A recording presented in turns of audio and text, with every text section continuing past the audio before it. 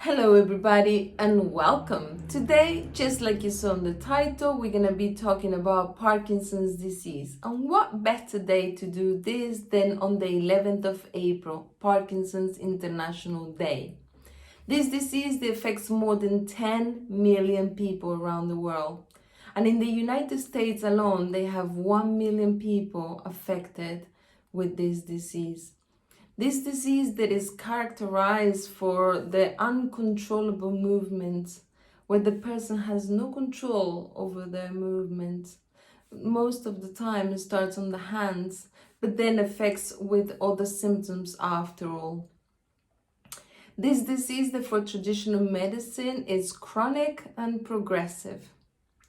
Today, we're going to be talking about the emotions that take somebody to have the diagnosis of Parkinson's. Today, we're going to talk about the emotions behind these uncontrollable movements. Because this word, control, has a lot to do with Parkinson's.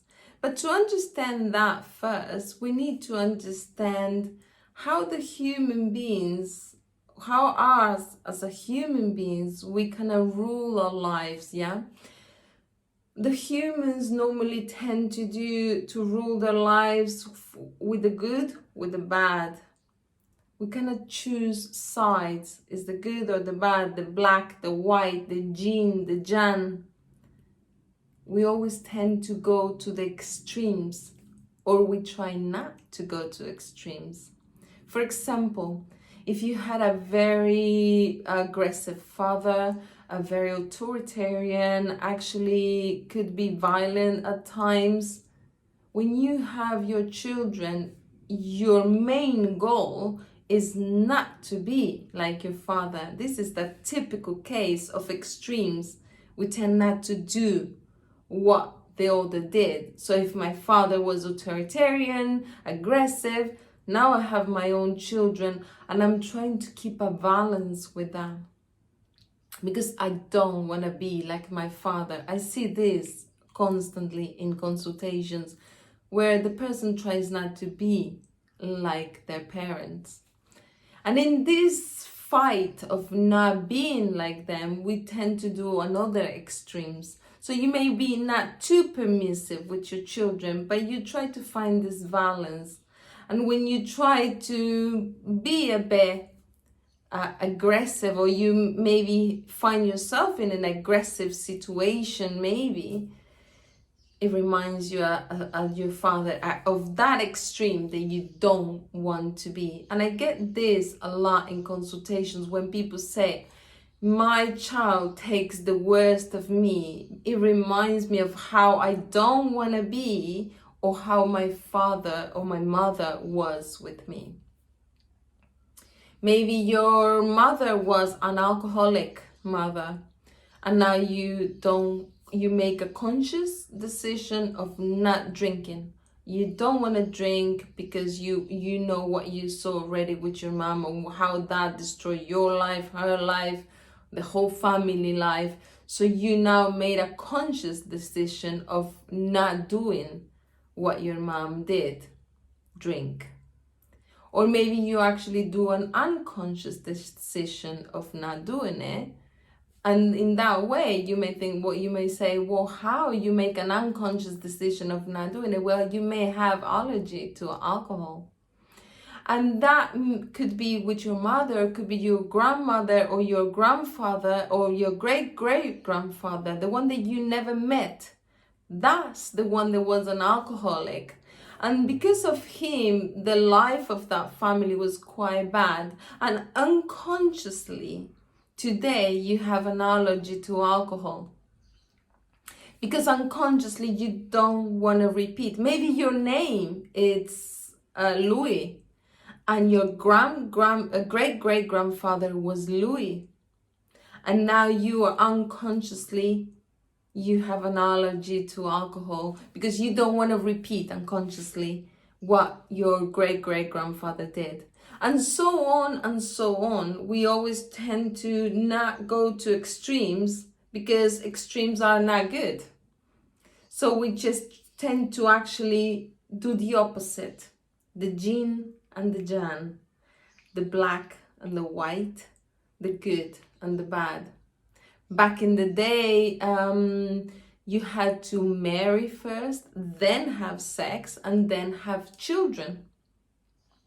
And when we got modernized, we tend to change that. And maybe now we have children first, and then maybe we marry 10 years later, and so on. And that may have been seen at the beginning, maybe not so much today, but at one point it was seen as bad, because that's not good. That's actually bad. The yin, the yang, the good, the bad, the black, the white. So you may have not been seen good if you had children first and then you marry. And maybe that was really bad for your family. And now it's your daughter unconsciously will make a conscious or unconscious decision to marry first, have sex later, and then children. When it was somebody very tight with the money, maybe your grandfather was the very tight person in the family, very tight, to even not share with the family and stuff like that.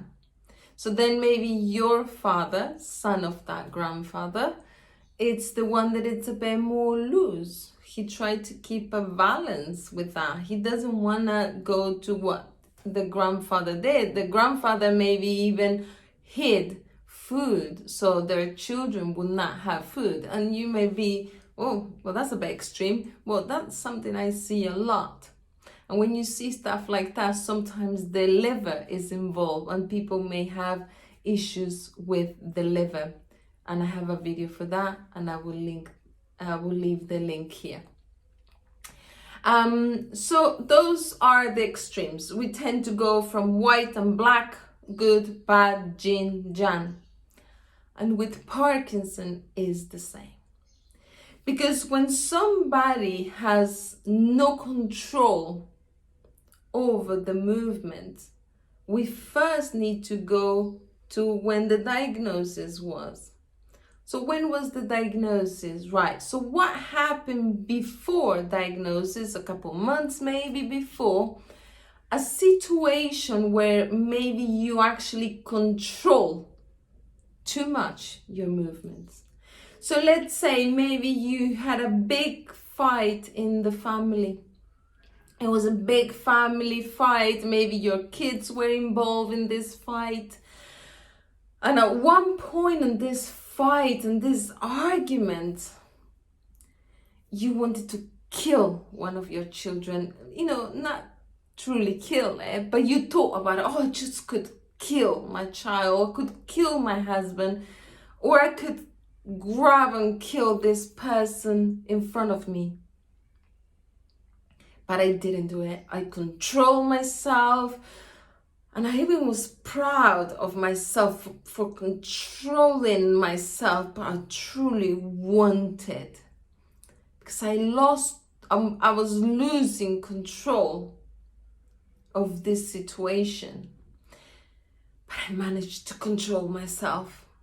And this is what happens with Parkinson. This person had a situation where they actually had to control themselves. Or maybe actually they lost control, but it could be that they lose, and that's where I go to the yin and the yang. We have to find which one did you do. Did you lose control, or did you actually control yourself? But to go to the deep root of that, so in that time, you control yourself. You're so angry that day, but you actually managed to control yourself. But we need to find the other yin or yang in your situation. So you did the good thing, you controlled yourself, or maybe it was a bad thing. That's your choice. It's no good or bad. It's always what it needs to be. So you control yourself. So see, if you control yourself in that moment, let's find in your tree who did not control themselves, who lost control, and maybe actually kill his son in front of his.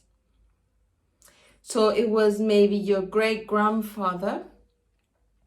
They actually lost control.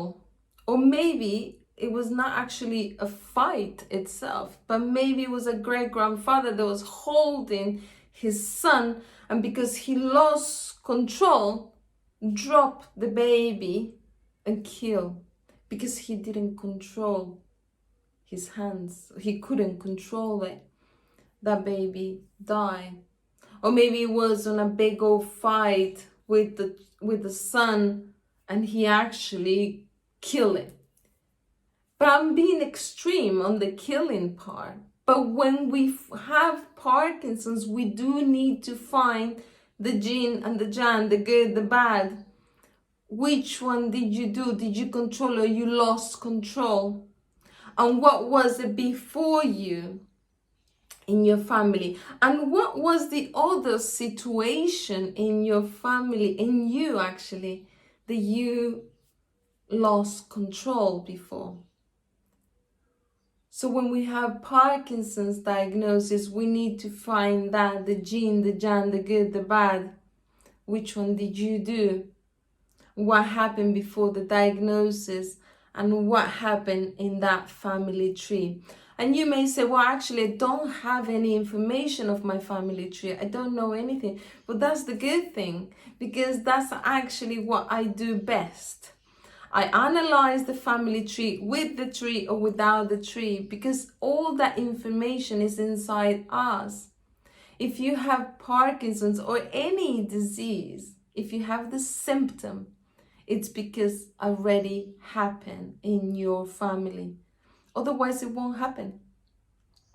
If you did not have control problems, let's say, or situations where you couldn't control or you lost control, it's because that happened already in your family. So what your disease, Parkinson's in this case, but it could be any other, tells us about what already happened in your family.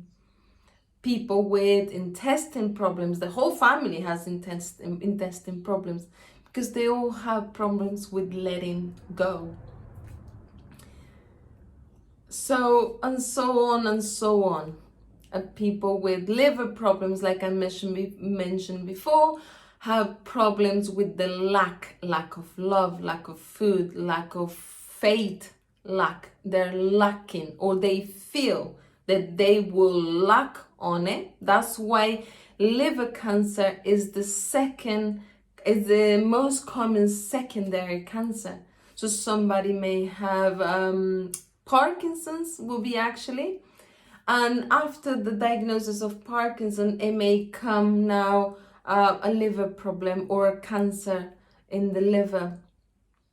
Or it could be breast cancer, and then after comes the liver cancer.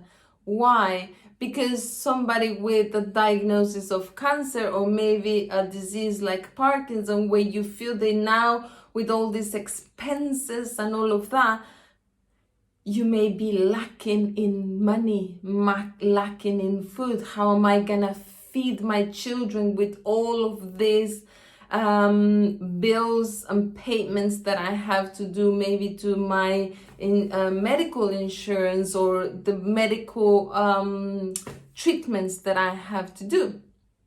So that's why liver cancer comes normally as a secondary cancer, and just like lung cancer, but that's another story. I will leave that for another video. Well, I hope this video has helped you, and if you know somebody with Parkinson's, please share, because this video may help them to find their yin and yang, their good, their bad, the black and white, what control they lost or what they had to control. So I hope this video has helped you to understand also what is behind somebody with Parkinson.